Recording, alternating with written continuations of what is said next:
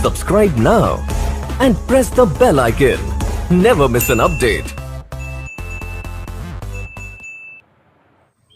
Hello student, welcome to all of you in my YouTube channel Target with Arjun. Chemistry class 10th। तो हमने पिछले class में third chapter metal and non metal के बारे में हमने पढ़ा था।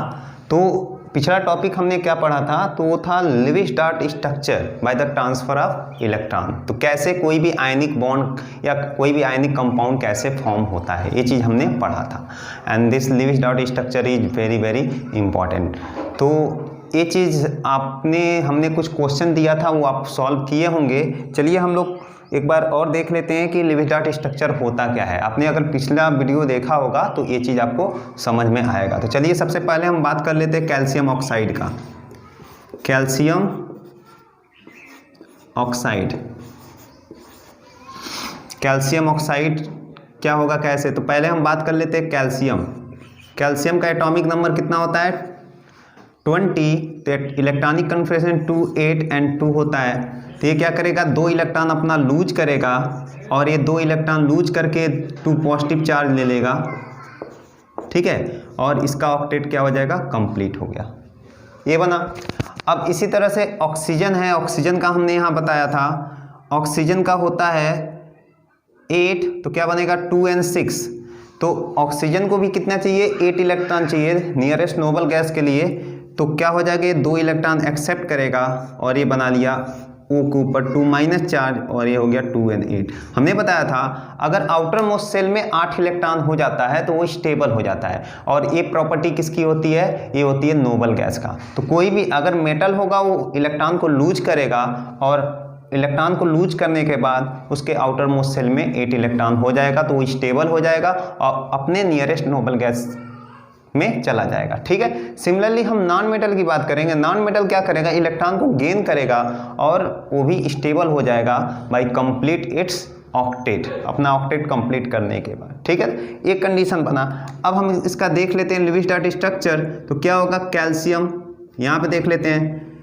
कैल्शियम इसके पास आउटर मोस्ट सेल में कितने इलेक्ट्रॉन है, हम बोलेंगे 2 है।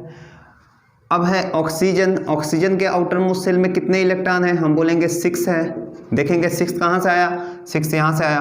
तो क्या करेगा, calcium donate the 2 electron and oxygen accept the 2 electron. तो एक कैल्शियम अपना 2 इलेक्ट्रॉन डोनेट करेगा और ऑक्सीजन अपना 2 इलेक्ट्रॉन क्या करेगा, एक्सेप्ट करेगा। कैल्शियम से जो इलेक्ट्रॉन जो निकल रहा है, ऑक्सीजन वही इलेक्ट्रॉन क्या कर रहा है, एक्सेप्ट कर रहा है। तो यहाँ से जो स्ट्रक्चर बनेगा वो क्या बनेगा, Ca के ऊपर क्या होगा 2+ चार्ज, क्योंकि कैल्शियम ने 2 इलेक्ट्रॉन को रिलीज किया हुआ है। तो जो जितना इलेक्ट्रॉन निकालता है उसके ऊपर उतना चार्ज, जो जितना इलेक्ट्रॉन लेता है उसके ऊपर उतना निगेटिव चार्ज, ठीक है। अब ऑक्सीजन देखेंगे, ऑक्सीजन के पास पहले से ही 6 इलेक्ट्रॉन था और 2 इलेक्ट्रॉन ये ले लिया किसका, कैल्शियम वाला, ठीक है। अब ऐसे क्या होगा, इस ऑक्सीजन के ऊपर जो चार्ज बना कितना इलेक्ट्रॉन ले रहा है, 2 निगेटिव चार्ज, इसलिए यहाँ पे 2 इलेक्ट्रॉन लेने की वजह से 2 निगेटिव चार्ज है। यही इसी स्ट्रक्चर को हम लोग क्या बोलते हैं, लेविस-डार्ट स्ट्रक्चर, ठीक है ना। तो एक क्वेश्चन आपका ये हो गया। दूसरा हम लोग बात कर लेते हैं कैल्शियम या एल्युमिनियम क्लोराइड की बात कर लेते हैं। एल्युमिनियम क्लोराइड, एल्युमिनियम क्लोराइड क्या बनेगा, सबको पता है एल्युमिनियम का एटॉमिक नंबर कितना होता है 13, तो ये बनेगा 2, 8 and 3। तो इसके आउटर मोस्ट सेल में कितने इलेक्ट्रॉन है, 3 है। तो इसके पास टेंडेंसी क्या है, 3 इलेक्ट्रॉन लूज करने की, और 3 इलेक्ट्रॉन ये लूज करेगा तो इसके ऊपर 3 पॉजिटिव चार्ज, और ठीक है, और ये क्या हो जाएगा, स्टेबल हो जाएगा, नियरेस्ट नोबल गैस में चलेगा। तो 2 and 8 कितना होता है 10 किसका एटॉमिक नंबर होता है नोबल गैस में, हम बोलेंगे नियॉन का। तो एल्युमिनियम 3+ किससे कोरिलेट कर रहा है, हम बोलेंगे नियॉन से। तो इसका नियरेस्ट नोबल गैस कौन हो गया, नियॉन हो गया, ठीक है। अब क्लोरीन की बात करें तो क्लोरीन का होता है 17, तो 2, 8 and 7। तो इसके आउटर मोस्ट सेल में 7 इलेक्ट्रॉन, तो इसको कितने इलेक्ट्रॉन की रिक्वायरमेंट है, हम बोलेंगे सिंगल इलेक्ट्रॉन। तो ये क्या करेगा, सिंगल इलेक्ट्रॉन ले लेगा। और क्लोरीन के ऊपर कैसा चार्ज आ गया, 1- चार्ज, दिस इज 2, 8 and 8, ठीक है। तो ये भी नियरेस्ट नोबल गैस में चला गया। किसके नियरेस्ट गया, तो हम बोलेंगे आर्गन का, ठीक है। तो देख लेते हैं आगे। अब एल्युमिनियम है, ठीक है, यहाँ से हम बात कर लेते हैं। एल्युमिनियम के आउटर मोस्ट शेल में कितने इलेक्ट्रॉन है 3, और क्लोरीन कितना इलेक्ट्रॉन एक्सेप्ट कर सकता है, हम बोलेंगे क्लोरीन केवल एक ही इलेक्ट्रॉन एक्सेप्ट करता है, क्योंकि क्लोरीन के आउटर मोस्ट शेल में कितने इलेक्ट्रॉन है, हम बोलेंगे 7। तब कहेंगे यहाँ पे हम 3 क्लोरीन क्यों ले रहे हैं, क्योंकि एल्युमिनियम के पास 3 इलेक्ट्रॉन है इसके आउटर मोस्ट शेल में, तो एल्युमिनियम क्या करेगा 3 इलेक्ट्रॉन डोनेट करेगा, लेकिन क्लोरीन क्या करेगा सिंगल इलेक्ट्रॉन एक्सेप्ट करेगा। तो ये एल्युमिनियम अपना 1 इलेक्ट्रॉन दे रहा है एक क्लोरीन को, और एल्युमिनियम का दूसरा इलेक्ट्रॉन डोनेट कर रहा है दूसरे क्लोरीन को, एंड एल्युमिनियम का तीसरा इलेक्ट्रॉन डोनेट कर रहा है तीसरे क्लोरीन को। ठीक है, इस तरह से जो हमारा स्ट्रक्चर बनेगा वो कुछ ऐसे बनेगा। देखेंगे यहाँ पे एल्युमिनियम ने 3 इलेक्ट्रॉन डोनेट किया तो इसके ऊपर 3 पॉजिटिव चार्ज आया, और क्लोरीन ने 1 इलेक्ट्रॉन एक्सेप्ट किया तो क्लोरीन के ऊपर क्या आएगा, एक निगेटिव चार्ज। ठीक है, और कितने क्लोरीन है टोटल, हम बोलेंगे 3 क्लोरीन है, तो हम लोग क्या करेंगे यहाँ से 3 से मल्टीप्लाई कर देंगे।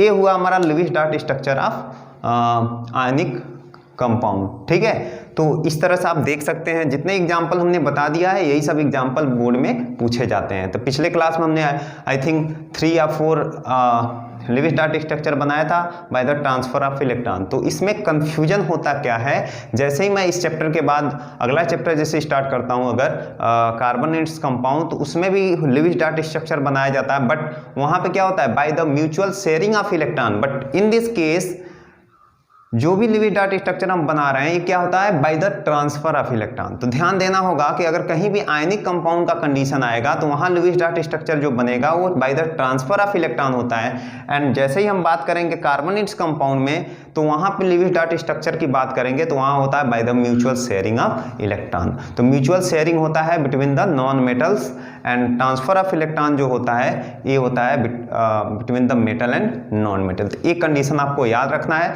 क्योंकि मोस्ट ऑफ द स्टूडेंट गलती कर बैठते हैं क्या कि अगर उसमें दे दिया लुईस डॉट स्ट्रक्चर के लिए तो करेंगे क्या कि यहाँ पे जो कैल्शियम देखेंगे, कैल्शियम के आउटर मोस्ट शेल में 2 इलेक्ट्रॉन है, ऑक्सीजन के आउटर मोस्ट शेल में 6 इलेक्ट्रॉन है, तो क्या करेंगे इसको शेयरिंग करा देंगे। तो मेटल और नॉन मेटल के बीच में कभी शेयरिंग नहीं होता है, यहाँ पे हमेशा इलेक्ट्रॉन का ट्रांसफर होता है। मेटल इलेक्ट्रॉन को लूज करेगा, नॉन मेटल इलेक्ट्रॉन को एक्सेप्ट करेगा। तो आई थिंक ये चीज़ आपको क्लियर हो गया कि जब आप कार्बोनेट्स कंपाउंड पढ़ेंगे तो वहाँ से और ज़्यादा क्लियर हो जाएगा। ठीक है, चलिए अगले टॉपिक पे आते हैं जो कि बहुत ज़्यादा इंपॉर्टेंट है। इससे एक दो क्वेश्चन पूछ ही दिया जाता है बोर्ड में कि फिजिकल प्रॉपर्टीज ऑफ आयनिक और इलेक्ट्रोवैलेंट कंपाउंड। मतलब आयनिक कंपाउंड के बारे में अभी हमने पढ़ा था, मेटल और नॉन मेटल के बीच में जो बॉन्डिंग होती है उसको बोलते हैं आयनिक बॉन्डिंग, और इस तरह के कंपाउंड को बोलते थे आयनिक कंपाउंड। ठीक है, अब इस आयनिक कंपाउंड का जो फिजिकल प्रॉपर्टीज है वो क्या है। ठीक है, इसी आयनिक कंपाउंड को हम इलेक्ट्रोवैलेंट कंपाउंड भी बोलते हैं। उसकी फिजिकल प्रॉपर्टीज क्या है, जैसे कि हम बात कर लें NaCl हमारा एक आयनिक कंपाउंड है, तो उस NaCl की प्रॉपर्टीज क्या होगी। प्रॉपर्टीज का मतलब है कि उसकी वाटर में सॉल्युबिलिटी क्या होगी, उसकी फिजिकल नेचर क्या होगा, उसका इलेक्ट्रिसिटी का वो कंडक्टर है या नहीं है, हीट का कंडक्टर है या नहीं है, यही सब फिजिकल प्रॉपर्टीज आज हम लोग डिस्कस करने वाले हैं। ठीक है, तो चलिए हम लोग देख लेते हैं first physical properties of the electrovalent compound, और उसी को बोलते हैं आयनिक कंपाउंड। तो फर्स्ट फिजिकल प्रॉपर्टी क्या बोल रहा है, that is physical nature. Physical nature का मतलब होता है कि वो सॉलिड है कि लिक्विड है कि गैस है, वो हार्ड है कि ब्रिटल है कि क्या है, यही होता है फिजिकल नेचर। देख लेते हैं क्या है physical nature. It is a solid and somewhat hard because of the strong force of attraction between the positive and negative ions. These compounds are generally brittle and breaks in pieces when pressure is applied। Simple सी बात है, इसका मतलब ये हुआ कि ये solid होता है और हार्ड होता है। हार्ड इसलिए होता है कि यहाँ पे क्या होता है कि जो पॉजिटिव और निगेटिव चार्ज होता है ना उसके बीच में क्या होता है स्ट्रॉन्ग फोर्स ऑफ अट्रैक्शन होता है, जिसको बोलते हैं इलेक्ट्रोस्टैटिक फोर्स ऑफ अट्रैक्शन। इसी इलेक्ट्रोस्टैटिक फोर्स ऑफ अट्रैक्शन के वजह से क्या होता है हार्ड होता है और सॉलिड होता है। ठीक है, आगे बोल रहा है कि these compounds are generally brittle. Brittle होता है, ब्रिटल का मतलब होता है कि फाइन स्मॉल स्मॉल पीसेज में कन्वर्ट हो जाता है, ठीक है ना। तो ये कंडीशन होता है हमारा physical nature of ionic compounds का, ठीक है। तो फिजिकल नेचर आपको क्लियर हो गया होगा कि सॉलिड होता है, हार्ड होता है। हार्ड इसलिए होता है क्योंकि उसमें इलेक्ट्रोस्टैटिक फोर्स ऑफ प्रोटेक्शन होता है, और ये ब्रिटल होता है, इसको जैसे ही हम लोग प्रेशर अप्लाई करते हैं तो ये छोटे छोटे पीसों में कन्वर्ट हो जाता है, ठीक है। तो जैसे कि आप NaCl का एग्जाम्पल देख सकते हो कि जैसे हमारे घर पे जो NaCl का जो भी हम NaCl का जो पैकेट लाते हैं तो उसमें NaCl भरा पड़ा रहता है, तो क्या वो हमको ऐसे ही पाउडरी फॉर्म में ही आता है, क्रिस्टलाइन फॉर्म में ही आता है? हम बोलेंगे नो, वो क्या होता है, पहले सॉलिड फॉर्म में रहता होगा, उसको ग्राइंड किया जाता है तो छोटे छोटे पार्टिकल में कन्वर्ट हो जाता है, ठीक है ना। तो ये चीज़ होता है। तो पहले जैसे हम लोग जो नमक खाते हैं NaCl, वो क्या होता है, आयोडाइज सॉल्ट होता है। पहले ज़माने में क्या होता था, वो आयोडाइज सॉल्ट नहीं था, वो खड़ा खड़ा नमक होता था, उसी को लोग खाते थे, इसलिए उनको ग्वाइटर एक डिजीज है, ग्वाइटर हो जाता था, ठीक है ना। तो उसमें हम लोग आयोडाइज नमक नहीं मिलाते थे, खड़ा नमक ही ऐसे खा लेते थे। उस खड़े नमक को पहले कूटा जाता था, ठीक है, तो फिर से उसको छोटे छोटे पार्टिकल में हम कन्वर्ट कर लेते। तो यही होता है कि आयनिक कंपाउंड जो होते हैं वो छोटे छोटे पार्टिकल में कन्वर्ट हो सकता है, ठीक है ना। तो ये कंडीशन होता है। अगला देखेंगे सेकेंड फिजिकल प्रॉपर्टीज क्या है, melting and boiling points. Melting और बॉइलिंग पॉइंट्स क्या है, तो इसमें होता क्या है, आयनिक कंपाउंड का जो मेल्टिंग एंड बॉइलिंग पॉइंट होता है वो बहुत हाई होता है। क्यों? तो ionic compound have high melting and boiling points. This is because a considerable amount of energy is required to break the strong inter ionic attraction और इलेक्ट्रोस्टैटिक फोर्स ऑफ अट्रैक्शन, ठीक है ना। तो ये चीज़ हमको ध्यान देना होगा कि यहाँ पे क्या है कि जो इसकी मेल्टिंग एंड बॉइलिंग पॉइंट्स होती है, ठीक है, वो बहुत ज़्यादा हाई होता है, क्योंकि उस बॉन्ड को मीन्स जो मेल्टिंग पॉइंट है, मॉलिक्यूल के बीच का जो बॉन्ड है वो बहुत स्ट्रांग होता है। उसको ब्रेक करने के लिए हमको एक कंसिडरेबल अमाउंट ऑफ एनर्जी उसको देनी पड़ती है बॉन्ड को ब्रेक करने। और किस तरह का बॉन्ड होता है, हम बोलेंगे इलेक्ट्रोस्टैटिक फोर्स ऑफ अट्रैक्शन होता है, ठीक है ना। जैसे पॉजिटिव निगेटिव, जैसे अभी हमने पिछले में बताया था, फिजिकल नेचर हार्ड होता है। क्यों हार्ड होता है? तो इसी की वजह से, ठीक है ना।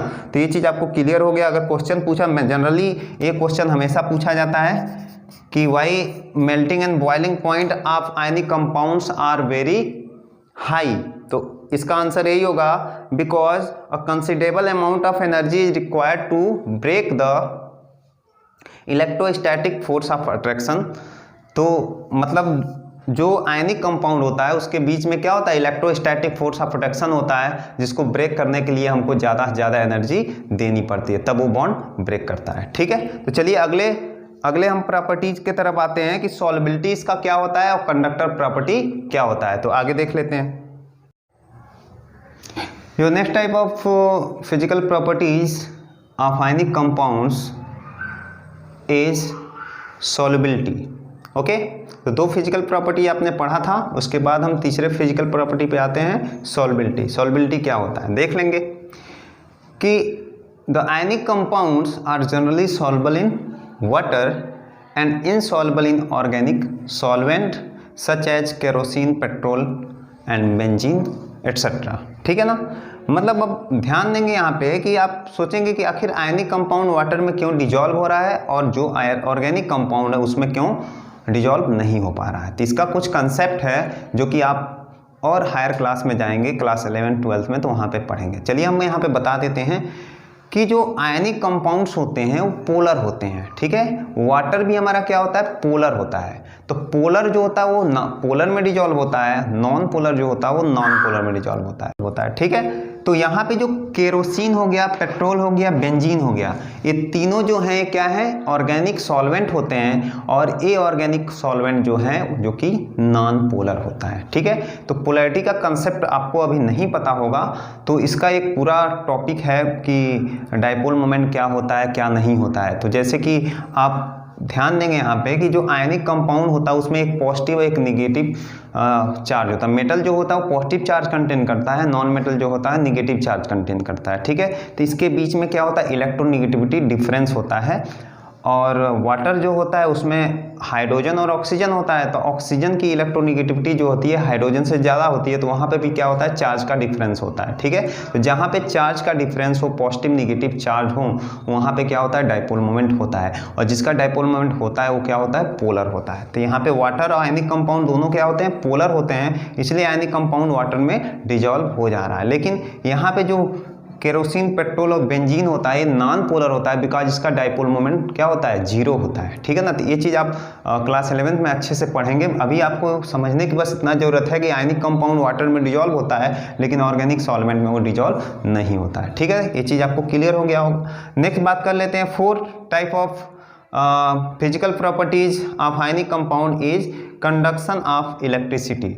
मतलब क्या है कि जो आयनिक कंपाउंड्स होते हैं वो इलेक्ट्रिसिटी को कंडक्ट करता है या नहीं करता है। तो यहाँ पे 2 कंडीशन बनता है। कंडीशन नंबर 1 क्या है कि आयनिक जो कंपाउंड होता है वो सॉलिड स्टेट में इलेक्ट्रिसिटी को कंडक्ट नहीं करता है। क्यों नहीं करता है? बिकॉज सॉलिड स्टेट में उसके पास कोई चार्ज नहीं होता है, ना ही पॉजिटिव चार्ज होता है, ना ही निगेटिव चार्ज होता है, और इसी पॉजिटिव और निगेटिव चार्ज के वजह से इलेक्ट्रिसिटी क्या होता है, कंडक्ट करता है। लेकिन यहाँ पे क्या है, सॉलिड, जैसे NaCl हम ले लें, take an example, NaCl, solid NaCl में जब हम लोग इलेक्ट्रिसिटी पास करेंगे तो कोई इलेक्ट्रिक करंट फ्लो नहीं करेगा, बिकॉज सॉलिड NaCl जो होगा उसमें क्या होगा, नहीं वो कैटायन देगा, नहीं वो एनायन देगा, मतलब वो NaCl के फॉर्म में ही रहेगा, नहीं वो Na+ देगा, ना Cl- दे, इसलिए कोई इलेक्ट्रिक करंट वहाँ पे फ्लो नहीं करेगा। तो ध्यान देंगे यहाँ पे क्या लिखा हुआ, the conduction of electricity through movement of charge particle. मतलब इलेक्ट्रिसिटी का कंडक्शन क्या होता है, जब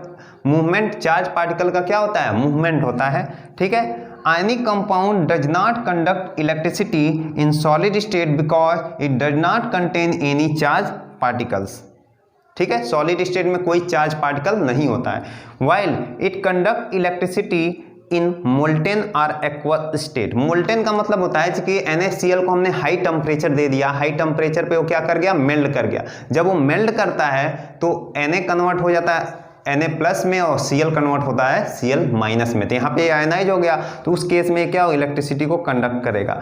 एंड आगे दिया है in aqueous solution. Aqueous solution का मतलब क्या है, NaCl को हमने पानी में डिजॉल्व कर दिया, जैसे अभी सॉल्युबिलिटी का कंसेप्ट पढ़ा था, NaCl को पानी में डिजॉल्व किया तो कन्वर्ट हो गया Na+ और Cl- में, तो आयनाइज हो गया। जब आयनाइज होगा, चार्ज पार्टिकल आ गए उसके पास, तो इलेक्ट्रिसिटी क्या होगा, उसमें कंडक्ट करेगा। तो ठीक है ना, तो ये चीज़ आपको समझ में आ गया होगा कि इलेक्ट्रिसिटी का कंडक्शन क्या होगा, सॉलिड स्टेट में नहीं होगा, बिकॉज सॉलिड स्टेट में कोई आयंस फॉर्मेशन नहीं होते हैं। लेकिन जैसे ही वो मोल्टेन स्टेट और एक्वस स्टेट में जाता है तो इलेक्ट्रिसिटी फ्लो करने लगता है, बिकॉज मोल्टेन और एक्वस स्टेट में वो चार्ज का जनरेशन कर देता है, पॉजिटिव चार्ज और निगेटिव चार्ज, और इसी पॉजिटिव और निगेटिव चार्ज की वजह से क्या होता है, इलेक्ट्रिसिटी कंडक्ट करता है। ठीक है, तो ये इतने आपको 4 फिजिकल प्रॉपर्टी आयनिक कंपाउंड का पता होना चाहिए, जिसमें से 2 फिजिकल प्रॉपर्टी जो है बहुत ज़्यादा इंपॉर्टेंट है। ठीक है, एक तो उसकी मेल्टिंग और बॉइलिंग पॉइंट जो होती है बहुत हाई होती है, and second is conduction of electricity. कब ये भी क्वेश्चन पूछ दिया जाता है, या तो high melting and boiling point क्यों है, ये भी पूछ दिया जाता है। ठीक है, तो 4 फिजिकल प्रॉपर्टीज आपको याद रखना है, जिसमें से सेकेंड फिजिकल प्रॉपर्टीज और फोर्थ फिजिकल प्रॉपर्टी, ये बहुत ज़्यादा मोस्ट इंपॉर्टेंट क्वेश्चन है। इससे क्वेश्चन हर बार पूछा हुआ है, आप पीछे का प्रीवियस ईयर का पेपर देख सकते हैं। ठीक है, तो चलिए हम अब कुछ क्वेश्चन, आपको 2 क्वेश्चन दे रहे हैं होमवर्क के, आप क्वेश्चन को सॉल्व करेंगे और कमेंट बॉक्स में कमेंट करेंगे। ठीक है, चलिए आपके पास 2 क्वेश्चन है। Why nitric acid does not produce hydrogen gas when react with metal. जो नाइट्रिक एसिड होता है वो मेटल से रिएक्ट करके हाइड्रोजन गैस क्यों नहीं प्रोड्यूस करता है, इसके पीछे रीजन क्या है, ये आपको देना है। सेकंड क्वेश्चन पे आते हैं, why is sodium kept immerse in kerosene oil. जैसे सोडियम होता है, सोडियम को हमको केरोसिन ऑयल में ही रख के क्यों रखते हैं, जैसे सोडियम को हम खुले में नहीं छोड़ पाते हैं, उसको केरोसिन ऑयल में ही रखते हैं, ऐसा क्यों है। ये 2 क्वेश्चन है, दोनों क्वेश्चन का आंसर आपको कमेंट बॉक्स में देना है।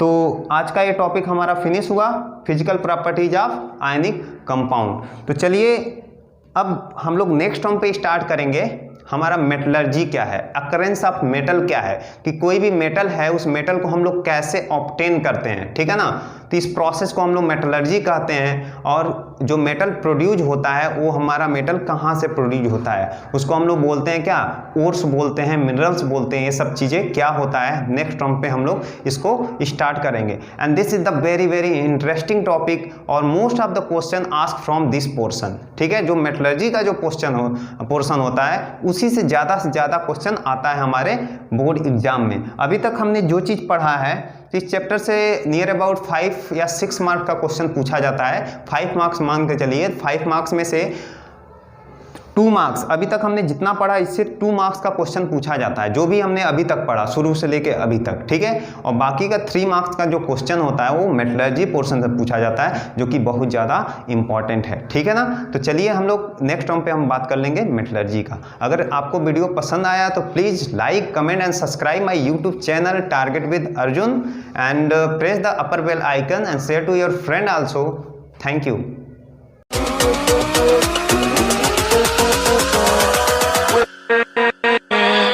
With